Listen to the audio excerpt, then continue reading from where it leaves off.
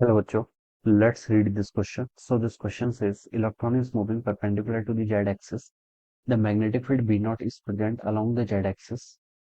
Okay. The radius of the circular path is A. Angular momentum is आपको क्या बताना है बच्चों? एंगुलर मोमेंटम बताना है. ओके. तो चलिए बच्चों इस क्वेश्चन को अब हम क्या करते हैं स्टार्ट करते हैं. So we can write down the key concept of this question. इस क्वेश्चन का की कॉन्सेप्ट आप क्या लिख सकते हैं? आपको देखिए यहाँ पर एंगुलर मोमेंटम फाइंड आउट करके बताना है. क्या बताना है आपको? Angular momentum. एक चार्ज पार्टिकल है जो क्या कर रहा है मैग्नेटिक फील्ड के परपेंडिकुलर डायरेक्शन में मूव कर रहा है. चार्ज पार्टिकल मैग्नेटिक फील्ड के परपेंडिकुलर डायरेक्शन में मूव कर रहा है और हमें उसका क्या बताना है यहाँ पर आपका एंगुलर मोमेंटम कैलकुलेट करके बताना है. ठीक है. एंगुलर मोमेंटम को देखिए बच्चों हम डिफाइन कैसे करते हैं. एंगुलर मोमेंटम होता है देखिए R vector cross P vector. ठीक है. Electron is moving perpendicular to Z axis. The magnetic field B nought is present along the Z axis. Okay. देखिए यहाँ पर इलेक्ट्रॉन की वेलोसिटी और मैग्नेटिक फील्ड के बीच में एंगल कितना है आपका? मैग्नेटिक फील्ड और इलेक्ट्रॉन की वेलोसिटी के बीच में 90 डिग्री का एंगल है. तो हम बता सकते हैं जो मैग्नेटिक फोर्स ये एक्सपीरियंस करेगा. मैग्नेटिक फोर्स का फॉर्मूला किसके इक्वल होता है आपका? Q times V vector cross V vector. This is our magnetic force. Alright. ये क्या हो जाता है? कोई चार्ज पार्टिकल जिसका चार्ज क्यू है and velocity v if it enters a magnetic field जिसका मैग्नेटिक फील्ड कितना है v के इक्वल है. तो उस पर जो फोर्स एक्सपीरियंस होता है वो कितना होता है? q times v vector cross v vector के इक्वल. ऑलराइट. और अगर वेलोसिटी वेक्टर और मैग्नेटिक फील्ड वेक्टर एक दूसरे के परपेंडिकुलर हो तो उस सिचुएशन में हम बता सकते हैं कि पार्टिकल क्या करेगा? सर्कुलर ट्रेजेक्टरी करता है. क्या इसकी ट्रेजेक्टरी कैसी होती है? Circular trajectory. और मैं इसको लिख सकता हूँ ये हो जाएगा आपका q times v into v के इक्वल. ठीक है. ये आपका जाएगा. q क्या है? देखिए q को आप यहाँ पर चार्ज ऑफ इलेक्ट्रॉन बोलेंगे. क्या बोलेंगे? आपका charge of electron. Charge of electron होता है आपका माइनस ईवी इंटू बी के इक्वल. ठीक है. ये आ जाएगा. This is the magnetic force which is acting on the charge particle. Alright. Magnetic field B nought है तो बी नॉट लिख लेंगे. Radius of the circular path यहाँ पर बोल रखा है उसने एक इक्वल है.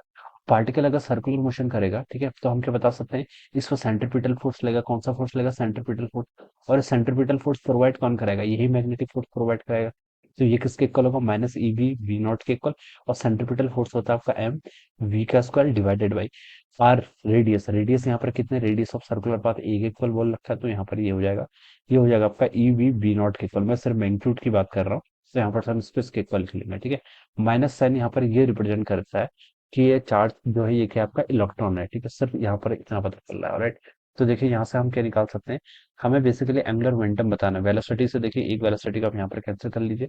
तो v की वैल्यू आपकी आ जाएगी यहाँ से E A time B naught divided by कितना आपका एम के equal. This is the velocity. ये तो आपकी वेलोसिटी आएगी.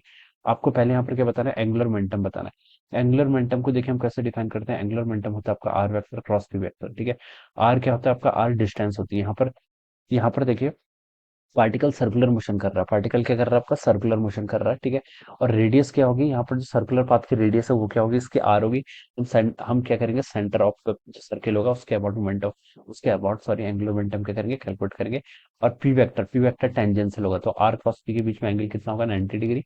तो उसको आप सिंपली आर पी लिख लीजिए. और पी को आप क्या लिख सकते हैं? M into V mass into velocity. तो ये आपका एंगुलर मोमेंटम हो जाएगा. कितना यहाँ से आपका आर कितना है? आर रेडियस है एक इक्वल हो जाएगा. मास कितना है? मास एम के इक्वल है. वेलोसिटी अपने आप से कैलकुलेट कर रखिए E A B naught divided by M के equal. Alright.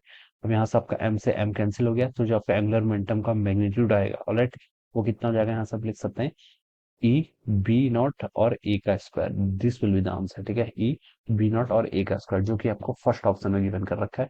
So this must be the angular momentum. ये क्या हो जाएगा? इसका angular momentum. Alright. So I hope you all understood this concept. All the best and thank you so much.